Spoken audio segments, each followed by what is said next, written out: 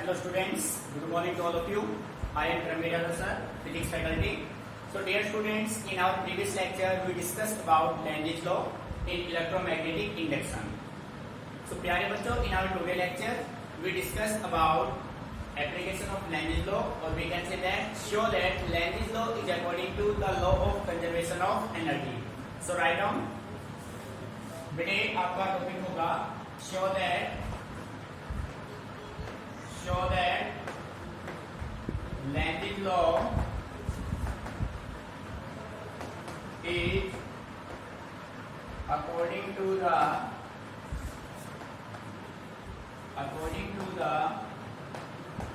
law of conservation of energy. प्यारे बच्चे heading बना लीजिए. टॉपिक है आपका show that Lenz law is according to the law of conservation of energy. So प्यारे बच्चों, अगर हम डेफिनेशंस की बात करें तो आप ये कह सकते हैं लेंज़ लॉ ये कहता है the direction of induced current is always such that it opposes it's very cause which produce it. Means हम एक सर्किट डायग्राम से इसको इजीली एक्सप्लेन कर लेते हैं. देखो प्यारे बच्चों, अब लेंज़ लॉ को जो आप एक्सप्लेन करने वाले हैं ना, आपको प्रूव करना है कि लेंज़ लॉ किसको फॉलो करता है, law of conservation of energy को. तो हमें कुछ रटना नहीं है, हमें अपने सर्किट से ही फाइंड आउट करना है.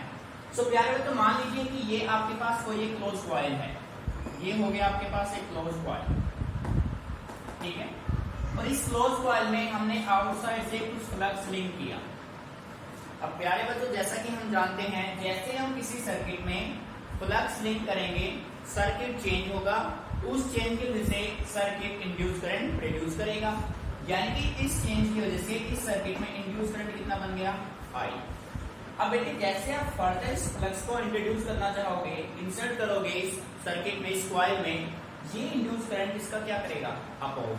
अब देखो आउटसाइड से आपने ऑब्जेक्ट पे फोर्स एक्सर्ट किया, इनसाइड से भी फोर्स एक्सर्ट हो रहा है. अब जब दो ऑब्जेक्ट का फोर्स एक्सर्ट करेंगे, जिसका फोर्स ज्यादा होगा वो सेकंड ऑब्जेक्ट को क्या करेगा, डिस्प्लेस. और प्यारे बच्चों, जैसा कि हम जानते हैं, जब किसी भी ऑब्जेक्ट पे हम कुछ फोर्स एक्सर्ट करें, फोर्स एक्सर्ट करने से ऑब्जेक्ट अपने आप को क्या करे, displace, then work is said to be done. Meaning समझ में आ रहा है. सो प्यारे बच्चों, सेम कंडीशन आपका यहाँ पे होगा, ठीक है. So write down, listen carefully. According to the Lenz's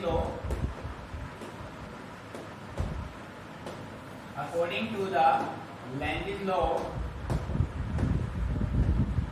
the induced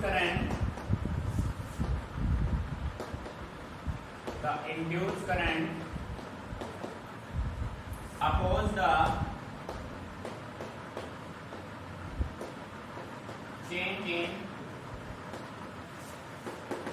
flux linked with the coil. तो देखो, जैसे सर्किट में आपने फ्लक्स लिंक किया, सर्किट में इंड्यूस करंट प्रोड्यूस हुआ. अब ये इंड्यूस करंट फर्दर फ्लक्स को क्या करेगा, अपोज करेगा. और ऐसा करने में work is said to be done, ठीक है. सो आप ये कह सकते हैं, so work has to be done. So work has to be done in changing the flux against this opposition,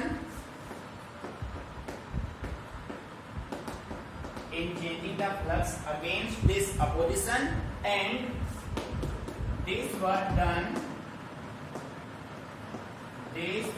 done converts into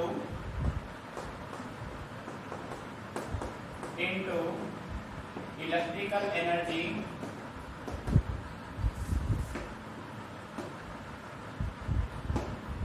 This is nothing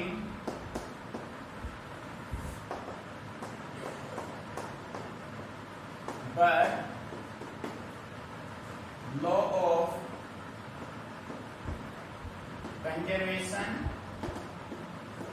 of energy. देखो प्यारे बच्चों, मैं आपसे बार बार कह रहा हूँ, आपको कहीं भी गलती से भी रट्टाफिकेट नहीं करना है। आपको चीजों को अच्छे से समझ के करना है। आपको शो करना था कि भाई आपका जो लेंजिस लॉ है वो किसके अकॉर्डिंग है, law of conservation of energy. देखो बेटे, कंप्लीट हमने इस डायग्राम से अंडरस्टैंड किया है। आप मान लीजिए कि आपके पास ये कोई एक कॉइल है, इस कॉइल में आपने फ्लक्स लिंक किया, फ्लक्स लिंक करेंगे सर्किट चेंज होगा, चेंज होने से उसमें इंड्यूस करंट बनेगा।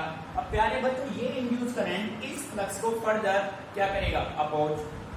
जब ये करंट इस फ्लक्स को अपोज करेगा तो ऐसा करने में कुछ वर्क हो जाएगा, और जो आपका वर्क होगा वो वर्क आपका किसमें कन्वर्ट हो जाएगा, इलेक्ट्रिकल एनर्जी में। This is nothing but law of conservation of energy. It means this show that the law of the Lenz's law is according to the law of conservation of energy. So students, write down. If any problem, then ask me, but no ratification. Clear?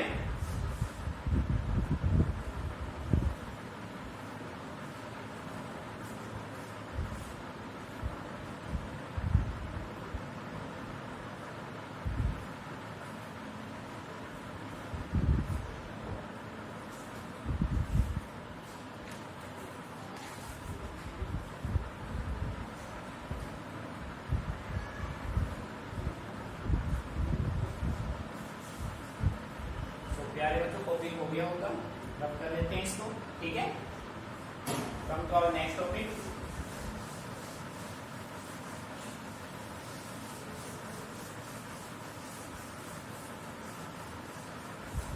So students, write down. Our next topic is methods to produce induced EMF.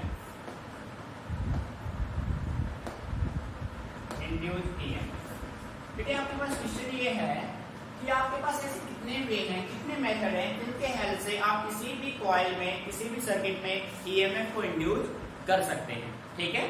सो प्यारे बच्चों, अभी तक हमने एक ही बात के बारे में स्टडी की है, और वो ये है कि जब हम किसी भी कॉइल में, किसी भी सर्किट में मैग्नेटिक फ्लक्स लिंक करेंगे, सर्किट चेंज होगा, और उस चेंज के वजह से आपको क्या मिलेगा, इंड्यूस्ड ईएमएफ। सो प्यारे बच्चों, अब हम ये जानते हैं कि इंड्यूस्ड ईएमएफ हमें फ्लक्स के अलावा और किससे मिल सकता है, ठीक है। सो सिंपली आपका फर्स्ट तो आप ये राइट कर सकते हैं, इंड्यूस्ड। बेटे केयरफुली लिसन करना है, अच्छे से चीजों को समझ के चलना है। Induced EMF can be produced by changing the magnetic flux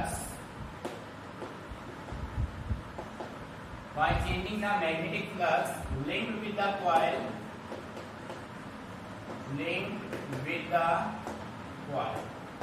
बेटे फर्स्ट पॉइंट तो आपका ये हो गया, तो अभी तक आप स्टडी करते आ रहे हैं कंटिन्यूअस, ठीक है भाई। अगर आप किसी भी कॉइल में मैग्नेटिक फ्लक्स को कंटिन्यूअस चेंज करेंगे तो उसमें कंटिन्यूअस आपको क्या मिलता रहेगा, इंड्यूस्ड ईएमएफ। Meaning clear? अब प्यारे बच्चों, जैसा कि आप जानते हैं, as we know that magnetic flux phi is equal to BA cos theta. बेटे ये रिलेशन होता है ना। अब आप देख रहे हैं कि मैग्नेटिक फ्लक्स अपना किस पे डिपेंड कर रहा है, मैग्नेटिक फील्ड B पे, एरिया ऑफ कॉइल A पे, and theta between B and A पे। सो यदि आप मैग्नेटिक फ्लक्स को चेंज करते हैं तो आपको इंड्यूस्ड ईएमएफ मिलेगा। सो प्यारे बच्चों, सिमिलर वे में हम ये कह सकते हैं कि जब हम मैग्नेटिक फील्ड को चेंज करेंगे तो भी हमें क्या मिलेगा, इंड्यूस्ड ईएमएफ। हम एरिया ऑफ कॉइल को चेंज करेंगे तो भी हमें क्या मिलेगा, इंड्यूस्ड ईएमएफ। जब हम theta between, angle between B and A को चेंज करेंगे तो भी हमें क्या मिलेगा, इंड्यूस्ड ईएमएफ। सो हमें रटना कुछ नहीं है, हमें कंप्लीटली अपने मैथमेटिकल रिजल्ट से फाइंड आउट करना है। क्लियर? सो प्यारे बच्चों, आपका फर्स्ट पॉइंट होगा, सो आप ये कह सकते हैं, so induced EMF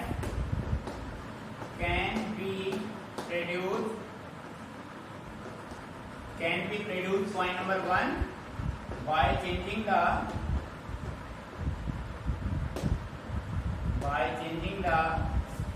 magnetic flux, by changing the magnetic field, by changing the magnetic field B of the coil बेटे फर्स्ट पॉइंट क्लियर हो गया। अगर आप मैग्नेटिक फील्ड B को चेंज करते हैं तो B फाई के साथ कैसे वेरी कर रहा है डायरेक्टली, तो आपको क्या मिल जाएगा induced EMF। Clear. Second point, by changing the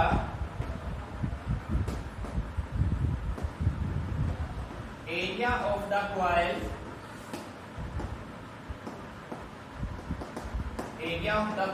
A linked with the magnetic field B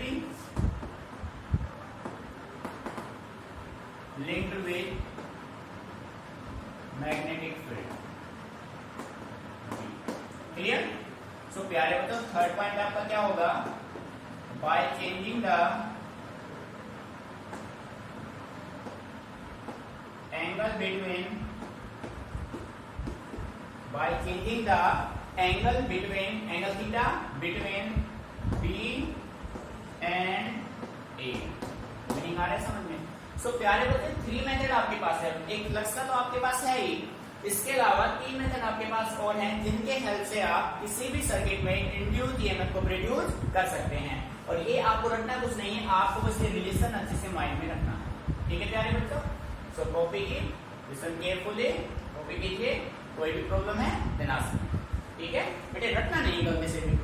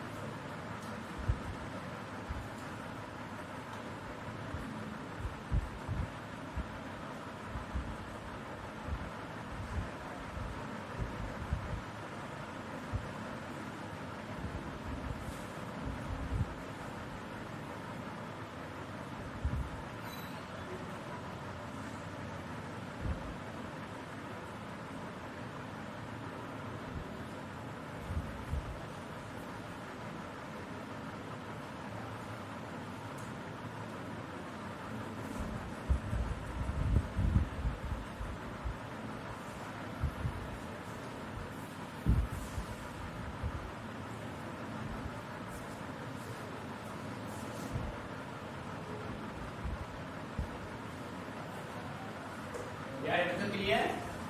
ठीक है। सो बेटे इसको रख कर देते हैं, नेक्स्ट टॉपिक में आते हैं। अब यार तो प्रूव करेंगे कि डायमेंशन इसके बेस पे हम सोल्व करेंगे यहाँ पे। फिर जैसा कि हमने कहा अगर हम किसी कॉइल के एरिया को चेंज कर दें तो मैं उससे इंड्यूस्ड ईएमएफ प्रोड्यूस होता है। ठीक है। सो प्यारे बच्चों अब इसको हम प्रूव करते हैं। सो आपके पास नेक्स्ट जो आपका टॉपिक बनेगा वो आपका होगा explain how, write down, explain how induced EMF can be produced by changing the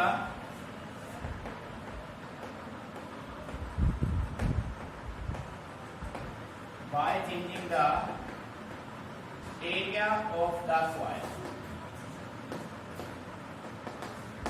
by changing the area of the coil। देखो बेटे क्वेश्चन को अच्छे समझना है आपको।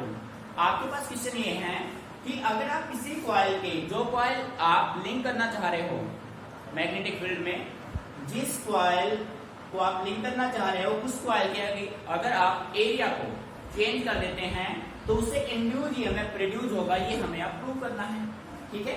सो बेटे इसको प्रूव करने के लिए सॉल्यूशन यहाँ पे हम लेते हैं। इसको प्रूव करने के लिए हम कुछ कंडीशंस मान लेते हैं। सो हमने रखा let us consider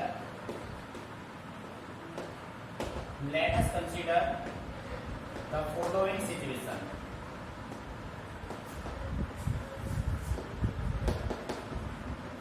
let us consider the following situation. अब प्यारे बच्चों सिचुएशन को समझना जरूरी है, यानी कि सिचुएशन मींस आपका एक डायग्राम बनाएंगे हम, और डायग्राम मैंने कहा ना ज्योमेट्री अच्छे से क्लियर हो गई ना तो फिजिक्स में कुछ भी नहीं है। क्लियर। सो प्यारे बच्चों ध्यान दीजिए, कंप्लीट फोकस बोर्ड पे, पेन स्टॉप हो सभी का, राइट में अगर कोई भी।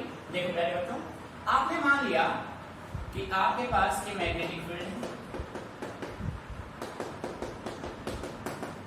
ये मान लिया मैग्नेटिक फील्ड। ठीक है, अब प्यारे बच्चों इस मैग्नेटिक फील्ड में आपने ये एक रेक्टेंगुलर ये आपने एक कॉइल ले लिया, क्लोज कॉइल। ठीक है, इस क्लोज कॉइल का यहां से यहां तक ये आपने मान लिया इसका लेंथ। ठीक है प्यारे बच्चों, और इस कॉइल का यहां से यहां तक का ये मान लिया डिस्टेंस x, यहां से यहां तक का। बेटी ये जो x डिस्टेंस है ना, ये कौन सा डिस्टेंस है? x डिस्टेंस है कॉइल का जो इसके इनसाइड में, किसके इनसाइड में? Inside the magnetic field B। और ये आपने डायरेक्शन ले ली करंट की, this is the direction of current I, ये करंट I की डायरेक्शन है। ठीक है, और अब हम ये मान लेते हैं कि this coil is coming out of the magnetic field V with velocity v। ठीक है भाई, ये जो अपना कॉइल है ना, ये इस मैग्नेटिक फील्ड V से कितने वेलोसिटी से बाहर जा रहा है? v वेलोसिटी से आउटसाइड जा रहा है। ये मैग्नेटिक फील्ड V है आपका कंप्लीट, ये कंप्लीट जो भी क्रॉस आपने लगा रखे ना, ये आपका मैग्नेटिक फील्ड है। और ये जो कॉइल है जिसका लेंथ हो गया L, जिसका जो इनसाइड में लेंथ है वो क्या है? x, और ये कॉइल कितने वेलोसिटी से जा रहा है? v वेलोसिटी से आउटसाइड जा रहा है। तो प्यारे बच्चों आप यहाँ पे राइट कर सकते हैं, मैग्नेटिक फील्ड अपना हो चुका। यहाँ पे राइट कीजिए, let the coil is coming out from magnetic field B with velocity।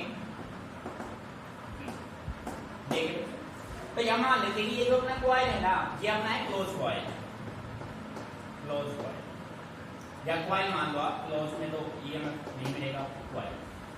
बेटी ये जो coil, let the coil is coming out from magnetic field B with velocity v। ये जो कॉइल है वो आपका मैग्नेटिक फील्ड से किस स्पीड से बाहर आ रहा है? v वेलोसिटी से बाहर आ रहा है। ठीक है, मेन पॉइंट आपको ध्यान रखना है। उसके बाद देखो फिर आपने क्या किया, late x be the length of coil inside the magnetic field B। यार बच्चों ध्यान दीजिए, ये जो x है ना, ये x इस कॉइल का लेंथ है इनसाइड में, मैग्नेटिक फील्ड के इनसाइड में। तो जहां तक क्रॉस के साइन है ना प्यारे बच्चों, क्रॉस के साइन तक मैग्नेटिक फील्ड है, उसके बाद मैग्नेटिक फील्ड नहीं है। मीनिंग समझ में आ रहा है? यहाँ तक कोई प्रॉब्लम? अच्छे से डायग्राम बना लो भाई, समझ लो एक बार डायग्राम, अभी नोट नहीं करना है किसी बच्चे को। ठीक है,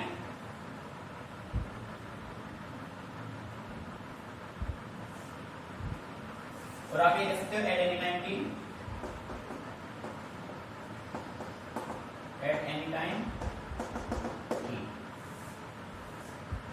सो प्यारे बच्चों, अब एक कॉइल आपका आउटसाइड जा रहा है तो मैग्नेटिक फ्लक्स आप लिंक कर रहे हैं। सो अब हम मैग्नेटिक फ्लक्स को यहां से कंसीडर करेंगे।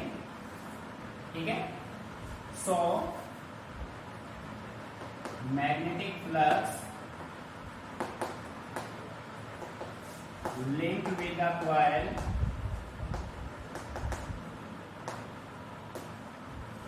linked with the coil at any time t। सो प्यारे तो मैग्नेटिक फ्लक्स आप यहां से कंसीडर करेंगे। सो मैग्नेटिक फ्लक्स आपका फाई किसके बराबर होगा? बी ए कोस थीटा, और प्यारे तो थीटा कितना है आपका? 0। ठीक है, सो आपको निकालना है यहां से B A, phi is equal to B. अब प्यारे बच्चों ए एरिया, और ये शेप कैसा नजर आ रहा है? रेक्टेंगल। रेक्टेंगल का एरिया क्या होगा? Length into breadth. सो आप यहाँ पे इसको राइट करेंगे L इंटू एक्स, BLX हो गया भाई। आपके पास मैग्नेटिक फ्लक्स आ गया BLX। क्लियर? अब देखो, according to Faraday second law of EMI, बेटे फैराडे का सेकंड लॉ क्या कहता है कि जो मैग्नीट्यूड होगा इंड्यूस्ड ईएमएफ का वो किसके बराबर होगा? वो आपका होगा डी फाई अपॉन डी। ठीक है, so E is equal to d by d t, इसका करेंगे आप फाई का, और प्यारे बच्चों फाई आपके पास क्या है? B L x. सो बच्चे देखो इस dt के रेस्पेक्ट में b और l कैसे टर्म है, कांस्टेंट, ठीक है। सो e आपके पास क्या होगा, b l, और बेटे इनटू में क्या बचेगा, dx अपॉन dt। सो यहाँ पे आप कह सकते हैं बट dx अपॉन dt किसके बराबर होता है, वेलोसिटी के।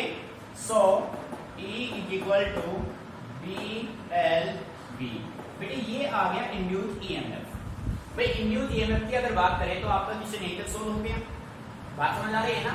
अब प्यारे बच्चों हम एक कंडीशन मान लेते हैं, देखो if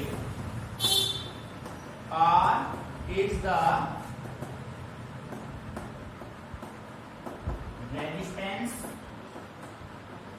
of the coil, then induced current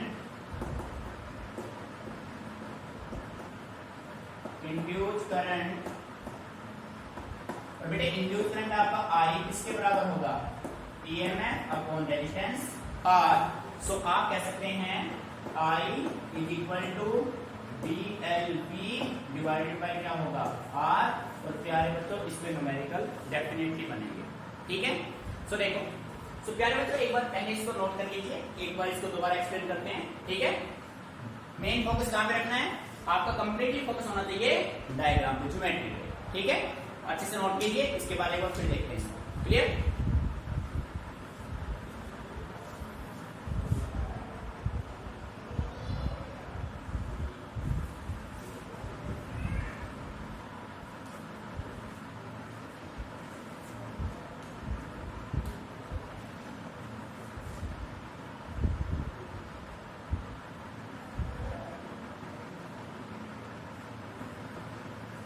ठीक है भैया, इस ऑब्जर्व करना है बेटे, बिल्कुल केयरफुली, इंपोर्टेंट टॉपिक है और इसको न्यूमेरिकल बनेंगे, अच्छे से ऑब्जर्व कीजिए इसको।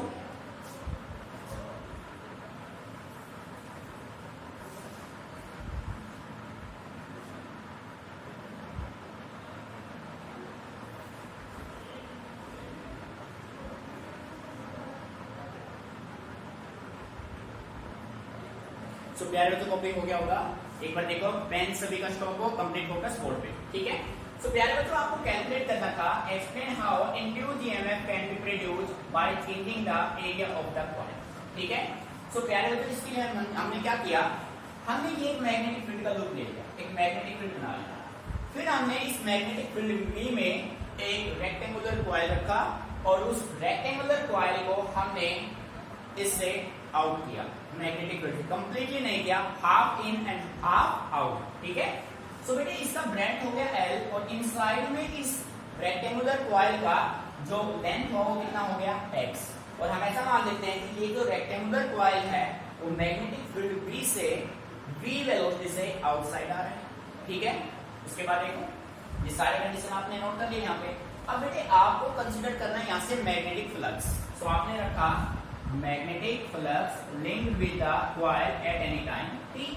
तो जैसा कि हम जानते हैं मैग्नेटिक फ्लक्स आपका होता है BA cos थीटा, और बेटे थीटा यहाँ पे कितना बन रहा है 0 डिग्री। सो BA cos 0 हो गया, cos 0 1। और बेटे एरिया यहाँ पे हम नोट भी कर देते हैं, A is equal to L into x. बेटे एरिया किसी भी रेक्टेंगल का एरिया क्या होता है, लेंथ इंटू ब्रेड्थ, ठीक है। सो यहाँ पे फिर आपने यूज किया according to Faraday second law of EMI। Faraday का सेकंड लॉ हमने प्रीवियस लेक्चर में स्टडी किया था, वो कहता है the magnitude of induced EMF is directly proportional to the rate of change of magnetic flux linked with the coil, ठीक है। सो प्यारे बच्चों E हो गया d∅dt, d/dt किसका करना है, फाई की वैल्यू आपने यहाँ से पुट की BLX। अब आप देख रहे हैं कि इस dt के रेस्पेक्ट में B और L कांस्टेंट टर्म है, सो आपने बाहर लिए dx/dt आपका क्या होता है वेलोसिटी। सो प्यारे बच्चों इंड्यूस्ड ईएमएफ क्या हुआ BLV, ठीक है। अब हम मान लेते हैं अगर आपसे इस क्वेश्चन में इंड्यूस्ड ईएमएफ के बजाय क्या पूछ लिया जाए, इंड्यूस्ड करंट। सो आप मान सकते हैं if R is the resistance of the coil then induced current I। बेटे इंड्यूस्ड करंट होता है EMF अपॉन रेजिस्टेंस, E की वैल्यू आपके पास गिवन है, BLV अपॉन R आपका होगा इंड्यूस्ड करंट, ठीक है। न्यूमेरिकल के लिए आप इसको याद रखेंगे। अब देखो बेटे यहीं पे मैं ना यहाँ पे मैं लिख देता हूँ डायरेक्शन ऑफ करंट। नोट कीजिए carefully, the direction of induced current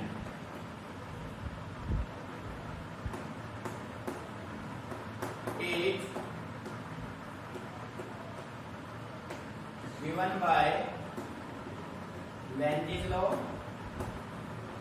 भाई किससे मिलेगा? Lenz's law से, and is एंटी क्लॉकवाइज। और बेटे डायग्राम से साफ नजर आ रहा है हमें, एंटी क्लॉकवाइज एज सॉन। देखो बेटे जो करंट का डायरेक्शन होगा ना वो आपका क्या होगा, देखो यहां से क्या होगा, ये डायरेक्शन इसका क्या रहेगा, एंटी क्लॉकवाइज आएगा। ठीक है, जब बाहर के रेस्पेक्ट में हम लेंगे तो क्लियर। नोट कीजिए इसको।